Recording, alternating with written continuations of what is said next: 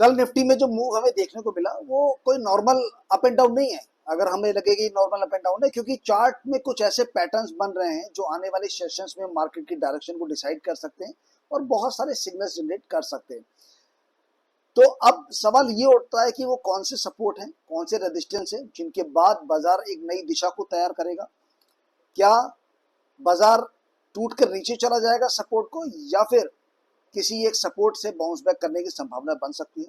ठीक है, दूसरी तरफ ये बात आती है कि भाई बुल्स जो है वो जो उनका रेजिस्टेंस लेवल है वो जब तक ब्रेक नहीं करते, जब तक उस रेजिस्टेंस लेवल को क्रॉस नहीं करते, तब तक आपको बाजार में बुलिश नहीं बनना चाहिए। You have to wait and watch. जब तक एक कंफर्म ब्रेकआउट आपको नहीं देखने को मिलता अपसाइड के अंदर, तब तक कमजोरी बनी रह सकती है। ठीक है, चलिए, तो आज के वीडियो में हम लोग ये समझेंगे कि मार्केट का मूव का कौन सा डायरेक्शन है, इसके अलावा कौन से वो करंट ट्रेंड है बाजार का, सपोर्ट कौन से हैं, रेजिस्टेंसेस क्या क्या है, और आज के लिए बाजार में बुलिश वर्सेस बियरिश में कौन जीतने वाला है या कौन ज्यादा पावरफुल हो सकता है।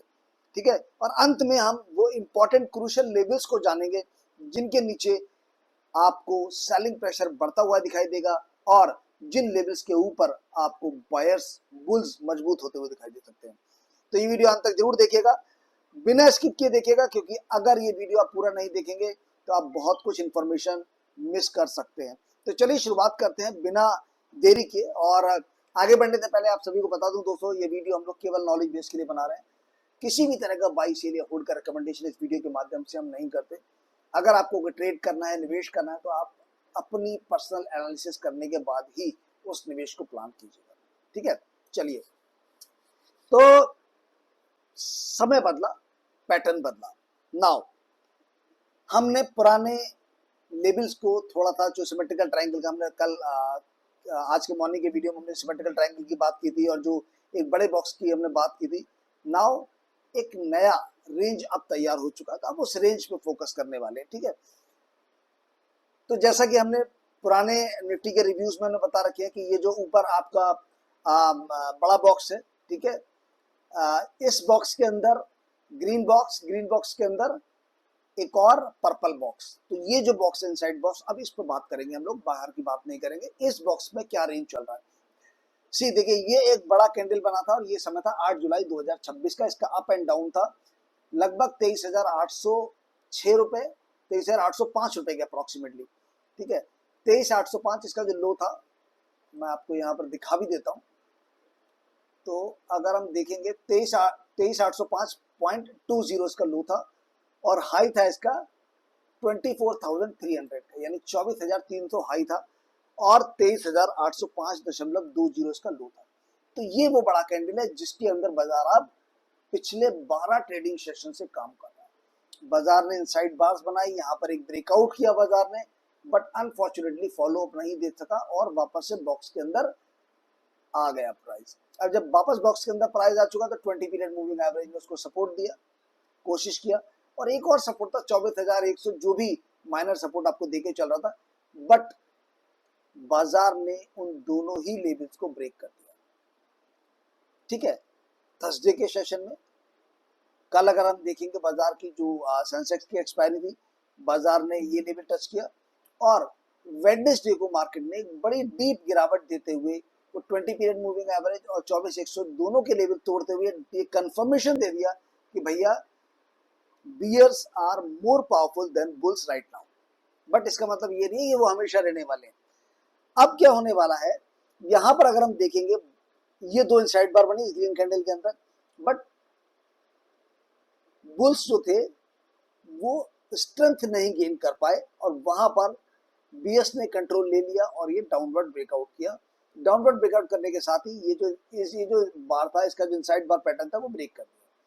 ये ब्रेक करने के बाद बाजार ने कल फिर गैप डाउन खोला और गैप डाउन खोल के बाजार लगातार निचले स्तरों पर काम करता रहा। हालांकि बीच बीच में बुल्स ने रिकवरी दिखाई काफी हद तक, क्योंकि बाजार को लगभग ऊपर की तरफ 23,990 तक लेके गए और नीचे की तरफ जो बाजार ने लो लेवल लगाए थे 23,807.20 के लगाए, लेकिन बाजार फिर भी रेड में क्लोज हुआ और जिन लेवल से बाजार की ओपनिंग हुई थी उसके नीचे ही क्लोजिंग हुई। ये इंडिकेट करता है कि बीएस ने अपनी कंट्रोलिंग को छोड़ा नहीं था। लेकिन एक खास लेवल था जिसको इतनी गिरावट के बाद भी, इतनी मजबूती जब बीएस के पास थी तब भी उस लेवल को वो टेस्ट नहीं कर पाए, तोड़ना तो बात की चीज है। तो क्या आज के सेशन में वो लेवल टूटेगा? और अगर नहीं टूटा तो क्या बाजार एक बार फिर से बाउंस बैक करेगा? देखते हैं। तो ये जो बड़ी कैंडल है इसका लो है 23,805.20 और थर्सडे का जो लो था वो 23,807 रुपए 20 पैसे का, यानी कि अभी भी थर्सडे के लो ने इस बड़ी कैंडल के लो को टेस्ट नहीं किया, तोड़ना तो दूर की चीज। ये इंडिकेट करता है कि अब प्राइस बाजार जो बॉक्स है, बॉक्स के बॉटम एंड पे आ चुका है। तो क्या यहां से चला, ऊपर गया, नीचे आया, क्या एक बार फिर से मार्केट स्विंग करेगा और क्या वापस से हमें एक पुल बैक, एक रिकवरी देखने को मिलेगी बाजार के अंदर? ये तो खैर मार्केट में आज के पता चल ही जाएगा। लेकिन यहां से ऊपर की तरफ, अगर नीचे की तरफ अगर हम मान के चले तो जो बॉटम लाइन पे आपको रेजिस्ट मान के चलना है, सपोर्ट मान के चलना है 23,800, 23,800 noted down this level. It is a support band. 23,800 is a support band S1, and if that level is broken on the closing basis with the follow up candle, then you will get a next support level at 23,640. यानी कि पहला level 23,800 अगर वो टूटा, follow up मिला तो 23,640 का level आपको सेकंड मिल सकता है, जो कि नेक्स्ट इंपॉर्टेंट सपोर्ट है S2 का। ठीक है, वो टूटा, अगर S2 टूटा, फॉलो अप मिला तो फिर सेलिंग प्रेशर बहुत मजबूत हो जाएगा। ठीक है, उसके बाद हम लोग लेटर ऑन बात करेंगे। पहले वो लेवल्स टूटते हैं, पहले हम S1 S2 को बात करते हैं। S1 23,800 ब्रेक हुआ, देन S2 23,640 का वो लेवल आप उसको नोट डाउन कर लीजिए। ऊपर की तरफ अगर हम बात करें कि रेजिस्टेंसेस की बात करते हैं तो भैया देखिए रेजिस्टेंसेस तो काफी मजबूत है, जब तक कि 24,100 क्रॉस नहीं करता, 24,100 क्रॉस नहीं करता, तब तक ये केवल एक माइनर पुल बैक होगा। यानी कि बाजार अगर यहाँ से पुल बैक करता है और यहाँ पर आकर रेजिस्ट कर लेता है 24,100 पे, इट मीन्स कि वो ज्यादा प्रेशर के साथ गिरेगा, क्योंकि अब बिल्कुल बॉटम पे आ चुका। यहाँ से जैसे आप देखते हैं ना, किसी भी बॉल को आप जमीन से 2 इंच ऊपर से गिराएंगे तो वो प्रेशर नहीं होता है, लेकिन वो 2 फीट से गिराएंगे तो बहुत प्रेशर होता है। सेम यहाँ पर बाजार ऑलमोस्ट बॉटम लाइन पे है, तो यहाँ से वो प्रेशर नहीं दे पाएंगे बियर। तो यहाँ से कुछ रिकवरी अगर आती है तो इमीडिएट जो आपका बड़ा रेजिस्टेंस बनेगा 24,100 का बनेगा।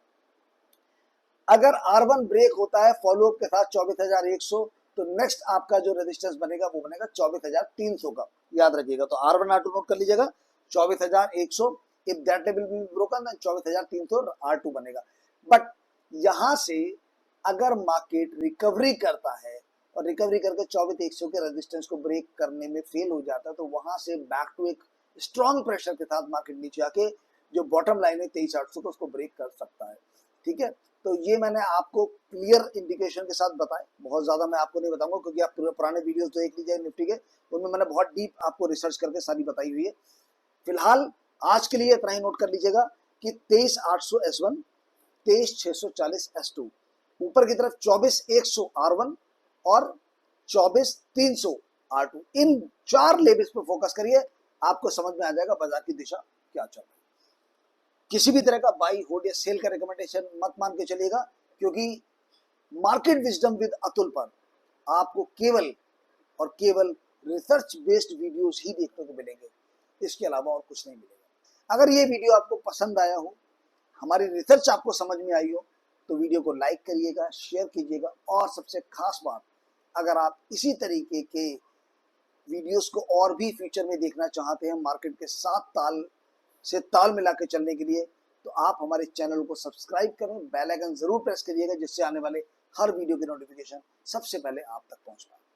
तो मिलता हूं अपने अगली वीडियो में, तब तक के लिए अपना ध्यान रखिएगा। नमस्कार दोस्तों, थैंक यू सो मच।